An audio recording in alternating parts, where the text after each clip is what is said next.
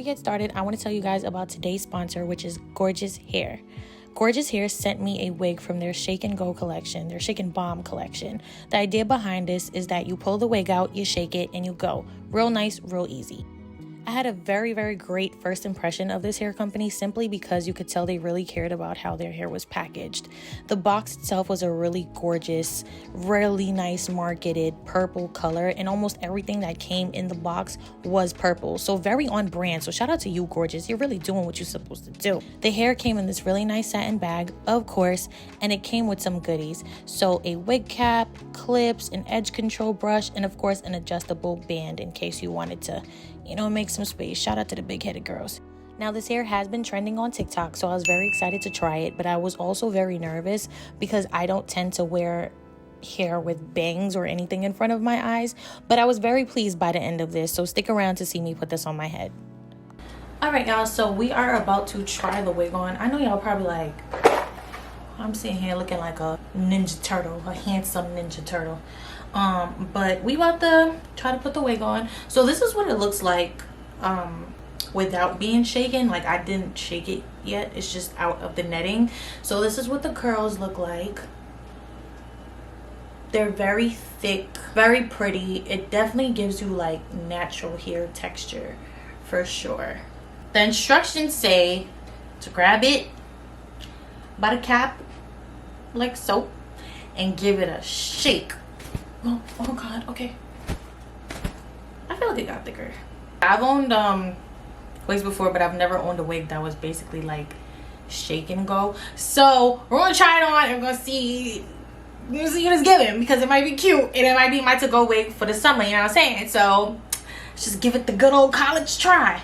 So there's a band inside of the wig, like right here, and I think what you do is I put the band behind my head and then I just put the wig on like a hat. So yeah. All right.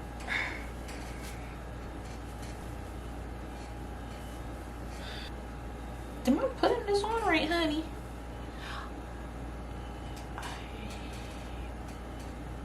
Something tells me I'm not putting this on right. Okay, hold on. I'll be back because I'm being trifling. I'll be back.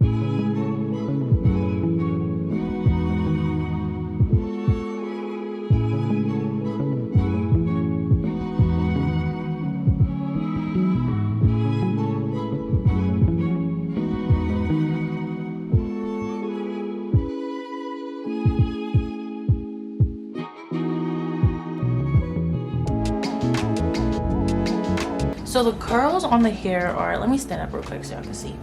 But the curls on the hair are absolutely beautiful. Like, the curls are giving the girls what it has to give the girls. Okay, that's just period. So, I mean, yes. Okay, yeah. Y'all like it? It's given.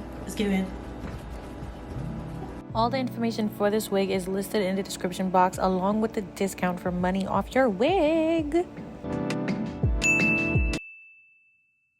Okay, y'all, so I'm just gonna go ahead and get started with the story time because I'm pretty sure the intro was already long and y'all just want me to get started. This story, I don't know what I'm gonna name it, but this is about the time that my manager tried to set me up and get me fired. And yeah, we're just gonna go with that. If you are not new here, you've probably heard me tell a few stories about a job that I used to work at, and I called the location of the company Ketchup and Mustard. Now, if you've watched the story times before that, I actually said the name of the company, so put two and two together. Okay, it's the same store. It's the same store. So this is a story about something that happened at this place. Now, let me just explain a little bit of how I started working at Ketchup and Mustard and kind of everything that happened leading up to this moment. When I graduated college, I did not know what I wanted to do with my life, and I definitely didn't want to jump into a career that I was gonna hate. I didn't want to jump into a job and, you know, make this commitment and ended up being at a company or in a career that I hated for my whole entire life. I really wanted time to figure it out and get it together. So in the meantime, I decided I'm still gonna need money to pay for stuff. You know what I'm saying? Like, even though my parents were okay with paying my phone bill and helping me until I became more afloat, I was not okay with that, and I was very independent girl. INDEPENDENT. Do you know what that means? Okay, she got her own. She got her own. I didn't have too much though, for real, but I had enough. So I wanted to have my own money, and even though I knew that applying to this job would not give me a bunch of money, like I wasn't gonna be balling, buying Chanel bags and stuff like that, I thought that it would give me enough money to stabilize myself. So I was gonna be able to afford food to go to and from work. I was gonna be able to afford like Metro cards, transportation, and I was also gonna be able to pay my phone bill. And in the end, I was only there for like a year. So actually it was less than a year. When I started working at Ketchup and Mustard. When I started working at Ketchup and Mustard, I started working at one of, like, I want to say one of the busiest locations. It wasn't the busiest locations, but the location that it was in was very crowded. And it was right next to one of the biggest locations of Ketchup and Mustard, right? When I first started working there, I started working there with a group of people. And as we're getting to, you know the store and stuff like that, I realized that there are a few characters in this story. Yeah, there's a few characters there, and a lot of people at that location thought that this was high school. They were really on some petty, dramatic, like childish, like just childish nonsense. Just childish. You get me?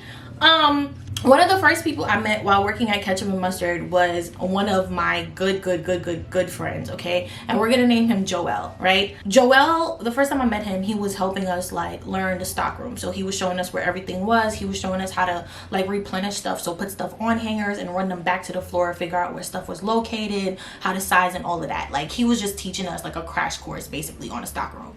So when I first met Joel, I remember he was talking to somebody else. Like he was talking to another guy that was around his age, and it was only me and like a guy in the room at the time who I started working with. So I walked away to go get something, and I heard him tell the guy like, yeah, that's me, like don't even try it, like that's me, like I'm about to get on that. Okay, sure. Joel kind of like always had a thing for me, low-key. Not low-key, it was very high-key, but I'm gonna tell y'all about that later. So he always had a thing for me as soon as I started working at the store, right? With that being said, those who wanted him, those who had a thing with him, just did not like me. They hated me. They hated my guts, okay? There was this one girl in particular, we don't need to give her a name. She hated the out of me, and it was just for no reason. Like I literally did not understand. I remember specifically 2 weeks after I started working at Ketchup and Mustard, it was a morning shift for me. Someone told me to go get something from the stock room, so I'm like, okay, cool, I'm setting up the floor and everything like that. I go to the stock room, and as a Caribbean person, I have manners, okay? I have brutupsy. I don't know about y'all, and I don't know about everybody else, but I got manners, okay? When I walk into a room and other people are in the room, I say good morning, good evening, good night, how are you? I greet everybody in the room, right? So I walk in and I'm in a good mood, girl. Like I'm no bothers, no kids, no worries. I walk into the room and I'm like, good morning.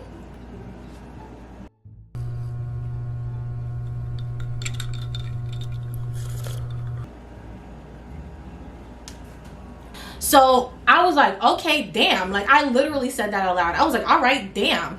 And then I walked out the room. I was like, I'm never gonna say good morning ever again. And I don't know what possessed me to say that, but I did say it because I was just like, y'all are weird. And I see that. So I walk out the room or whatever, and I go to mind my business and I'm doing my thing. A few days later, Joel comes up to me. He's like, yo, how you doing? He's like talking to me, joking with me, all of that. And I'm like talking to him back, you know, nothing serious. He goes to tell me, you know, so-and-so, like, let's call her Judy. He was like, you know Judy? And I was like, yeah. He was like, she does not like you. Wait, what did I do to her? I'm like, what you mean she don't like me. He was like, she really don't like you, bro. Like, I literally was talking to her the other day, and she was like, I really don't like that girl. I don't like that. She's weird. She got a weird vibe. Da da da da. Girl, Miss Mamas, where you get that information from, baby? You don't know me. Ho, you don't know me. So I'm like, oh, okay, that's a little strange, but all right, whatever. So he's like talking to me. He's like, yeah, you remember that morning you came in and you said good morning to everybody and nobody else said good morning to you, and you walked out the room and you was like, I'm never gonna say good morning to anybody else again, da da da da. She was like, oh, that weird, I would never say good morning to her. And I'm like, damn, that's crazy, because I really didn't do nothing to this girl. And I barely saw her. Like, I almost never saw her because she always worked morning shifts, and as a new employee they kind of put me everywhere in the schedule, so I almost never saw this girl. Like, what's the beef, mama? Old girl does not like me, apparently. And I'm like, okay, noted. So when I see you, don't speak to me, don't smile at me, don't hand me a hanger, don't hand me a bunch of pins. Just close your eyes and mind your business, okay? Because I'm not here for this high school drama the rest of y'all on. Come to find out, like a few weeks later, that the reason she doesn't like me is because her and Joel used to date. Like, that used to be his girlfriend, like his girl, you know what I'm saying? And I think she didn't like me because she still kind of felt a way about him. And before I came into the store, she didn't have a threat at all. She thought that she could just take him back whenever she wanted. She thought that he was always gonna be hers or something like that. So when I came in and he started to like me and he was really on me, you know what I mean? Like, she did not like that at all. So instead of getting to know me and being like, well, men are gonna be men, she was just like, I don't like this bitch. I don't like her. She got a nasty attitude. Oh, stink. That was old girl, right? So now we're gonna fast forward to, I want to say, a few months later, right? A few months, I'm working into this location in ketchup and mustard, and obviously Judy is still like, she's not grilling me when she sees me, but she avoided me a lot. Like, she seriously made it her job to avoid me when she saw me. So that was that. There was no other issue with Judy as far as I know. So a few months after that, we all get called in for a meeting, and they tell us like, yeah, this location is closing down, so we're gonna have to like relocate you guys. So I'm like, okay. They asked us where we wanted to go, and for me, logically, the place that made the most sense to go was the location that was nearby. Now, when I transferred to this store, half the store transferred with me because it was such a big location, and it was like one of the most important locations in that company. Half the store transferred with me, of course. I transferred to the store actually a little bit later than everybody else, because when the store closed down, I think it was around November-ish, and I actually was going on a cruise. So after I came back from the cruise, that's when I first started working at location number 2. So I started working at location number 2. I'm in the same department, you know, some of my same coworkers from the last store is there, so I'm getting to know them. I'm a lot more comfortable than I would be if this was like a brand new job or I didn't know anybody, nothing like that. Obviously, when you transfer to like a different location in the same company, you have to get to know the staff there. My managers at the last store were interesting. They were interesting. They also had a lot of drama in between them, and also in between the coworkers as well. I mean the sales associates as well, but that's not what we're here to talk about. Anyway, this was like a brand new group of managers. I think only one of them transferred over to this new location, so I had to get to know everybody. I was cool with most of the managers. I want to say like all of them. Me as an employee, I never have an issue with authority. I never question anybody's authority. Obviously, some of them get in over their heads, and you got to tell them like, hey man, it's just boxes. We just selling socks. It's just bow ties. Calm down. You know what I mean? But at the same time, like, I do my job. I clock in, I go to lunch, I clock out, I clock back in, and I go home. That's what you paying me for, and you barely paying me. So I'm not here for the drama. I'm not here for the bullshit. I'm really not. And that's how I am at all jobs. So I go, whatever, and I'm getting to know everybody, and Joel is there. Okay, he transfers to the store with me. Judy is also there as well. I start to notice that, number one, Judy still doesn't like me. Okay. And number two, Judy is becoming really cool with this one manager, right? And for the sake of this story, we're gonna call this manager Trina. I don't know why, but we're gonna call her Trina. This manager, her name was Trina, and me personally, the first time I met Trina, she didn't have no issues with me. Like, she didn't look at me funny, she didn't look at me weird, she wasn't on no weird type timing with me at all. But I did notice that she was super cool with Judy, who of course we know did not like me at all. That was that, right? A few months after I transferred to the store, like maybe like 3 months after, Judy stopped working at Ketchup and Mustard, or she just stopped working at our location. But the point is, she wasn't there no more, right? But I was still stuck with Trina. And let me tell you why I say I was stuck with Trina. It came to my attention, of course, obviously from the source. From the source. It came from the source. You know what I'm saying? Joel tells me that Trina has been in his text messages. What are you talking about? Like, literally one day, him and I are going to Starbucks for our 15-minute break because it was right across the street. So we go to Starbucks, we're talking or whatever. He's like, I got something to tell you. So I'm like, what's going on? He tells me that Trina has been in his text messages. I'm like, what you mean? Like, how is she in your text messages? Like, did you give her your number? Like, how is she in your messages?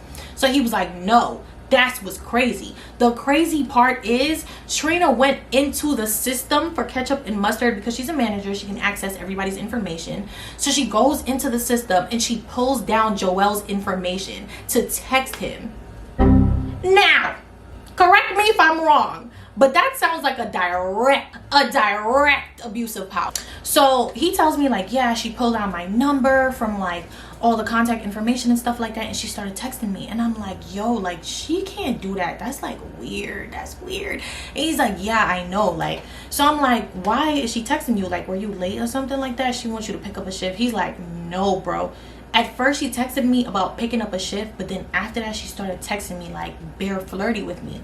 So I'm like, what you mean? Like, you sure you're not just like, you sure you're not just overthinking this? You know what I mean? Like, y'all know how men sometimes like to think everybody's flirting with them. Really, nobody wants your ass for real, for real.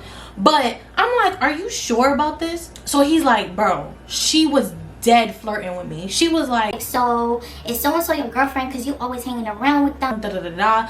So he was like, talking to her, he was like, no, but why are you asking me that? And she's like, oh, I'm just asking because you know you seem to be so friendly with everybody in the store, so I just wanted to ask. You know what I'm saying? I try to get to know my sales associates, this and the third. So he's like, oh, so you be texting everybody? She's like, it depends on who it is. She ain't never texted me. That's all I'm saying. So he's telling me like, yeah, like she was texting me, and then I would try to stop texting her. Like, I would try to ghost her, and she literally would like keep texting me. So I'm like, what the, like, what? As the days are going by, like, Trina's texting him more and more often, and she's making it very clear that she's pushing up on him. Like, very, very, very clear that she's pushing up on him. She's texting him late at night, all this type of stuff. Like, she's, and then there became a point where she became so bold that she started texting him like actual explicit stuff, right? So one day, him and I are again on our 15-minute break, and we're at Starbucks, and he's like, I got something else to show you. And I'm like, what now? What is it? What is it? So he's like, I got a picture for you. And I'm like, a picture? Like, what kind of picture? He tells me Trina sent him a picture last night. So I'm like, a selfie? Like, what? So he's like, no. He pulls out his phone, he opens his text messages, and there go Trina in her bra and panties. Okay. And it's not to say like that was anything bad, because Trina was like thick, like she was very thick. So there was nothing like off-putting about the picture at all, but it was also like, why are you taking pictures of yourself and sending it to sales employees? You know what I mean? Like, it's just like you're crossing so many lines right now, gang. Like, that shit is weird. So after that, I'm like, that's crazy. Like, she really wants you. Like, she's really on you. So now at this point, I'm asking him, like, are you interested in her? Like, did you ever give her some type of indication that you want her? He's like, no. To my knowledge, I never, ever, ever gave her any indication that I wanted her. I never tried it with her. I never flirted with her. I never touched her in any way. So I don't understand why she keeps doing this. And I'm like, okay, all right. First of all, let's not act dunce. if you're not directly texting somebody back and you're not like, I'm not interested in you, like, can you stop, like, this is really weird, it's making me uncomfortable, like, they're gonna feel like they can keep doing stuff like that. So let's not act dunce, you know what I mean? So I kept telling him, like, you gonna have to tell this girl, like, stop, like, it's getting weird, it's getting weird, it's weird. So mind you, oh yeah, not that this is really important, but Trina was like older than Joelle by like a few years. I want to say at least like 5. So it kind of just felt like she was on some like cougar type timing, which is like, do what you gotta do, baby girl, but leave kids out of this, yeah? So I'm telling him, like, yeah, like, you really have to say something to her, because like, it's getting weird. So then after that, like, he did tell me that he felt like if he said something to other management, that they were going to retaliate on him. And they were gonna believe her over him, which is something that does happen a lot, unfortunately, in companies. Like, they would rather believe the manager over the subordinate. So he did not want to lose his job, and he really didn't want it to seem like he was the one messing with her. So he just didn't say anything about it. And he kind of like just kept her at like arm's reach a little bit. We also had, and here comes the part where she tries to be funny and set me up. We had another friend, and we're gonna call this friend Sarah, right? We had a friend named Sarah who had started working with us at the first location of Ketchup and Mustard before they closed down, right? So Sarah transferred to the second location with us. So it was me, Joelle, and Sarah. We were like 3 musketeers, like always together when we had the same shift, like always together. Sarah was really cool. She didn't bother nobody, like real cool girl. Sarah also hung out with Joelle a lot. So Joelle and I were, I don't think I mentioned this, but Joelle and I were like always together. Like, when you see me, you see him type shit, like literally all the time. Like, that was my homeboy and everybody knew it. Joelle and I were always together, but Sarah and Joelle were always together too when I wasn't around. Basically, what I'm trying to say is that everybody could see that Sarah was also close to Joelle, and because Trina was trying to get with Joelle, she really didn't like that. And so she tried to be funny. She actually was funny because she succeeded in what she did. So I remember Sarah telling me like, yeah, I really don't like Trina, like she's trying to be funny. And I'm like, what's wrong? She's like, she noticed that me and Joelle was hanging together, and ever since then she started doing little shit to get me in trouble. I'm like, little shit like what? So she was like, if I'm in a corner and I'm like texting my phone because there's nobody on the floor and we're not busy or anything like that, like she would literally be like, put your phone away, you're not supposed to be on your phone, you're not supposed to be on your phone. Bro, everybody at the store was on their phone all the time, like all the time, all the time, you hear me? So nobody ever really got in trouble like that for being on their phone, even though they weren't supposed to. So for you to tell me like, oh, put your phone away, you're trying to be funny. I was like, so what else? Like, what else is going on? Can't just be that. And she's like, no, like it's other stuff too. Like literally she's written me up twice in the past 2 weeks. She said one time it's because I took too long on my 15. I took like a 20 or 25. She was like, she wrote me up because I took a little too long. And I was like, damn, that's crazy. And she was like, yeah, and the other day I came in late. I will admit I did come in late, and then I came in late again, and she wrote me again. I was like, oh, well, I mean, that was your fault, girl. So she was like, yeah, no, I understand, but she's really trying to be funny. And then she was like, how I know she's trying to be funny is she pulled me aside one day, and she was like, so what's going on with you and Joelle? Because I always see y'all together, I always see y'all laughing, you be hugging him and stuff like that. Like, you like him? Like, what be going on with y'all? Sarah was telling me, she looked at her like, what are you talking about? Like, so what I'm trying to say is that basically old girl Trina was trying to press Sarah about Joelle because she wanted him, and so after a while she was just like, yeah, that's my friend, like what type of timing you on, like I don't understand. Long story short, unfortunately Sarah did show up to work late again. Trina got clipped. She literally fired her. She got that girl fired. I understand you being late a few times is like unacceptable. You're not supposed to do that. You're supposed to come and work on time. There's a write-up system, there's policy. But the reason it was so like, you're grimy as is because people had done way worse things at this job, right? People had done way worse things at this company that they should have been fired for, but they weren't fired for. So there were people like literally like stealing under the table. There were people who literally were like doing grown adult things in the stock room. Like there were people who literally hid out in the stock room the whole day to avoid completing their shift. Like there are things that people really should have been fired for, but the way Trina was really trying, like any little thing Sarah did, she was trying to clip her, and she was trying to clip her because she's trying to eliminate the threat of another girl being around Joelle. After Sarah got fired, I was obviously like very irritated by Trina, like extremely irritated. Like, you think you funny? Yeah, watch this. Watch me work. Turn me up, Turbo, for real, turn me up. After after that happened, I literally started to be so petty, like extremely petty. And am I proud of this? No. Am I disappointed in myself? No. And let me tell you why. Because at your big age, you should not be playing these games with a girl who's literally like 8 years younger than you. After this, I started being wild petty to this girl, like literally so petty. Like anytime it was me, Joel, and her working the same shift, and she would come towards Joel and I was near him, I would literally just take his hand and turn away. Yeah. Cause who? Cause what?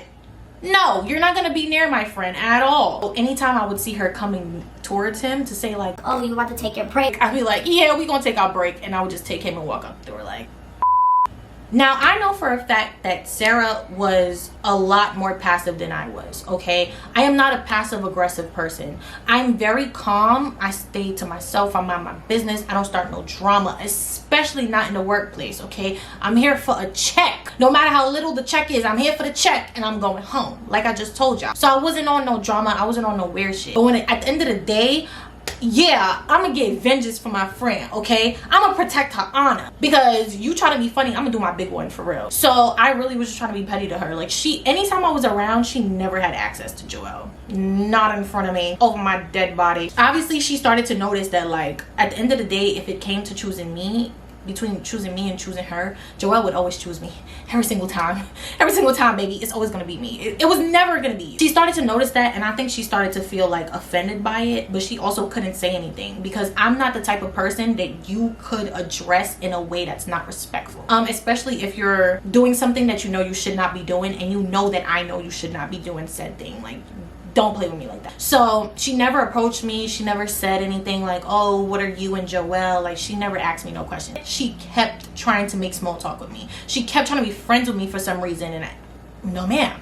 So every time she tried to make conversation with me, I was like, oh, okay. And I would kind of just like walk away. Like, I would answer and I wouldn't be rude, but I would not engage in conversation with her. I'm not a fake person. Like, I really can't sit there and fake the funk with you. Like, I can't do it. So I was like, I would answer her, but I would not engage. I would not kiki. I would not laugh in her face ever. And so what I noticed started to happen is that she not only started to have more conversation with me, but she started to come to my floor more often. As I told you guys, I worked on the men's floor, and Trina was actually the manager for another floor. She was actually the manager for another floor, and so I almost never saw her really. And so the days that I did see her, it kind of felt like she was always coming down to the men's floor, like just hanging around the fitting room. Hey guys, like, how y'all doing in here? You good? Like, because all the managers had a breakdown of where everybody was located at every single hour. So obviously she knew where I was all the time. So when I was in the fitting room, she would come to the fitting room. When I was at the cash register, she would come to the cash register, try to make some small talk with everybody. Like, hey, you guys doing okay? Do you need any bills? Do you need any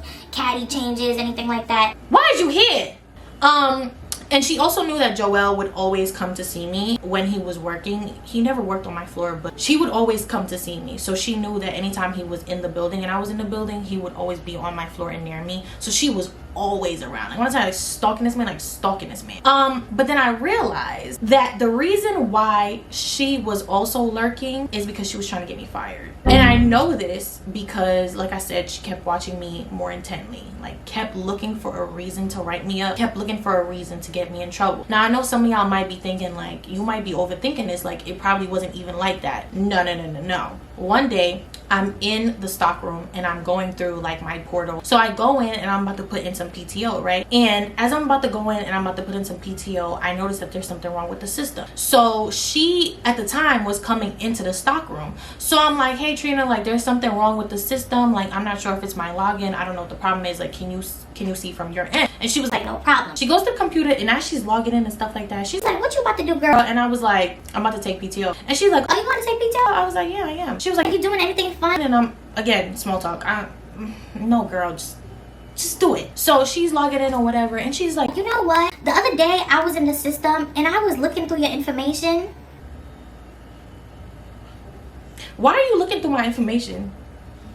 Why are you looking through my information, baby? That's weird. So she says, yeah, I was looking through your information and I was like, damn, this girl never does anything wrong. Like, you clock in on time, you take your breaks on time, you come back from break on time, you clock out on time, you never overstay how long you're supposed to be here, you don't leave early. why are you so meticulously going through my records? Like, what exactly are you looking for? What are you looking for? And one thing about me, this noggin, it be working, okay? My brain, it works. So immediately I knew she was trying to get me fired, because what did she do? She tried to get Sarah fired, and she did get Sarah fired. I mean, unfortunately for Sarah, she was late and shit. But I'm never late. I'm never late to anything. I've never been late to work. I've never been late to a date. I've never been late to an appointment. I am not a late person. I'm a very timely person, and I'm very type A. So you're never gonna catch me slipping at any time. So she's like, yeah, girl, like, you are perfect, you're spotless, your record is clean, you never got a write-up, like,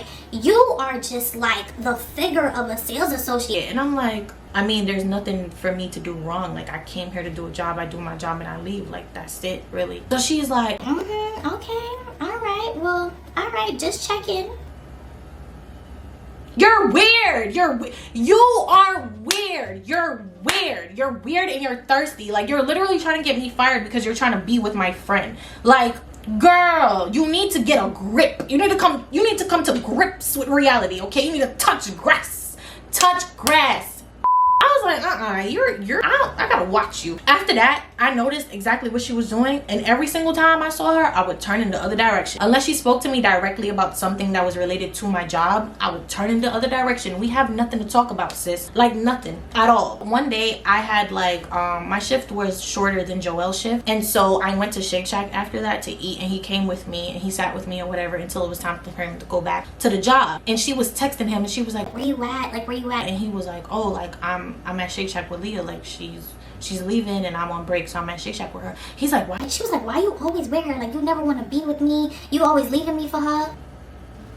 The day I was giving in my 2 weeks, I gave in my notice or whatever, and then I came into the job 2 days later for my shift, and she came downstairs and she was like, hey, all happy. This girl is walking on sunshine. Yeah, because she was getting rid of me, right? Like, she was happy. So I was like, hey, and she was like, I saw you put in your 2 weeks, girl. and I was like, yeah, I did. And she was like, okay, well, you know, like, good luck in everything you're doing. and I was like, thank you. I mean, I don't know if she thought because I was leaving she was gonna have a better chance with Joel, but he's, as far as I know, he still wasn't interested in her. So that was my story about how my manager tried to get me fired because she was trying to have a sneaky link with one of my closest friends at my store. Girl, whatever. Yeah, that's my story. I hope you guys enjoyed it. If you did, don't forget to like, comment, subscribe and join the gang, because if you watch this whole video, you might as well stick around. Don't forget to follow me on all my socials. That is Twitter, TikTok, and not Snapchat, Instagram. Yeah, Twitter, TikTok, and Instagram. It is in the outro and also in the description box down below. Call me, be me if you want to reach me. I love you guys so much, and I'll see you in the next one. Bye, y'all. Shout out to everybody. I had fun.